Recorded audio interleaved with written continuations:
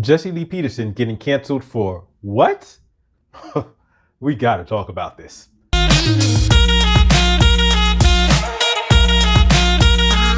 Welcome to Escaping the Echo Chamber. Jesse Lee Peterson is under fire. And the canceling has begun. He's already starting to feel the effects. But the question is, what will his fans do? Already some people have separated from him, have just, we want nothing to do with him, have wiped their hands clean. Oh, I forgot to tell you why. Jesse Lee Peterson, alleged conservative, alleged Christian pastor who has spoken quite vocally against homosexuality, is being accused of being a homosexual predator. Wow. Jesse Lee Peterson started a group called Bond, Brotherhood Organization for a New Destiny. So it appears to be a group that's supposed to be like men's development, of helping men develop. And quite frankly, if you're into that sort of thing, that might be the perfect place. And coincidentally, if you're into that sort of thing, that might be the perfect place to meet guys. Because that's what Jesse Lee Peterson is being accused of. He's being accused of using his organization, his nonprofit, to prey on individuals that may have certain things in their background, whether it be homosexuality or molestation. These are things that they're saying he finds, and capitalizes on in order to foster homosexual relationships with these men.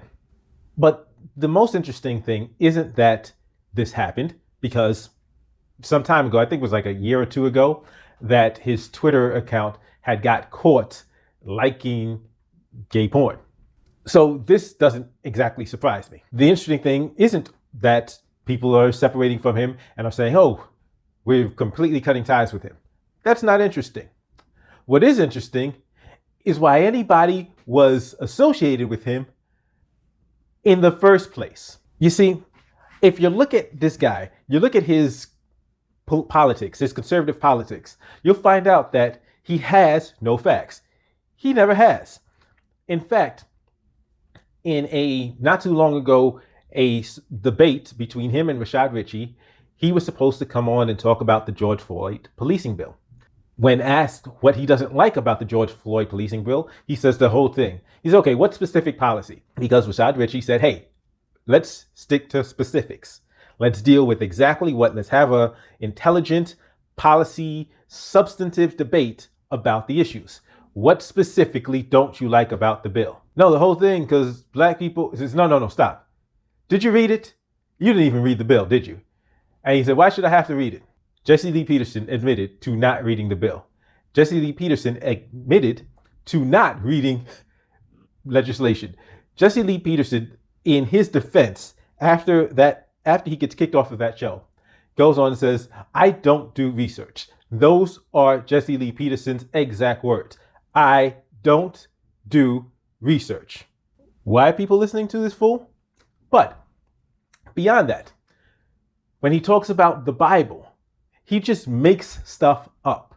He will start pushing stuff that has absolutely no biblical backing. He will make doctrines up, will make up ideas that aren't actually scripturally based. What we've discovered is people aren't following him because he's politically conservative and has substance behind it. They're not following him because he's religiously conservative and has substance behind it. So why are they following him? Well, in the Rashad Ritchie interview, something else comes up. He started something called White History Month. I think we may be getting closer. He started White History Month because he feels that white people need to be appreciated. Every February, you will have the white victimhood crowd come up and start complaining, how come there's a Black History Month? Why isn't there a White History Month? And I will always tell them there are several White History Months. There is Irish History Month. That's in March. There is Italian History Month. That's in October. And there is Jewish History Month in May. You see, when you look at these things, you realize that these people just want to complain about everything. They want to be perpetual victims. And they love it when you bash black people. That is why Jesse Lee Peterson has a following. And that is why Jesse Lee Peterson is popular. Because you have these snowflakes who want to be in this perpetual white victimhood, who flock to him because he tells them, guess what? White men are the real victims. This is the nonsense he pushes. And because they want to be stuck in this victimhood, they want to blame their problems on everybody else, they love him for it. And then when he talks nonsense about black people, they feel better because for some reason, they have hostility and hatred for black people. This is what has made Jesse Lee Peterson famous. The fact that he hates black people and he spouts non-stop anti-black rhetoric. That's his draw. He doesn't need to know anything about politics, and he doesn't. He doesn't need to be accurate when he's talking about scriptures and religion, and he's not accurate. All he needs to do is talk nonsense, spread lies about black people, and they love him for it. This is the guy that told Ben Shapiro that there's no such thing as racism, and Ben Shapiro had to go, okay, whoa. That's too far. There's a couple of details I wanted to toss in. One of them is that there's actually an entire special that details the allegations against Jesse Lee Peterson with people that were involved with Bond, and including one person that was like very close to him. And the allegations also extend to him and his current like executive producer, Hake. I think that's the guy's name. So the guy, Hake, is not making the allegations. Other people are making the allegations about stuff they claim to have seen between Jesse Lee Peterson and this guy. Additionally, and it's interesting that he's been doing this for years because in the piece they did on him, they talk about how he rose to prominence because of his opposition to the Marxist Black Lives Matter. Black Lives Matter was founded in 2013. Jesse Lee Peterson's been doing his shtick for years. And in fact, he's written books. Book in 2015, wrote a book in 2000. And one of the interesting things is who wrote the forewords for each of his books? Dennis Prager.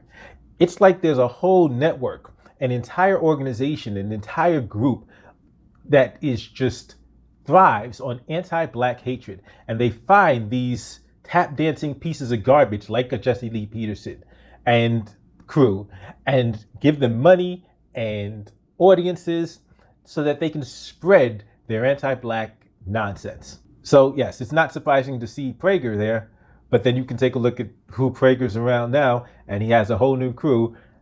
But this is nothing new.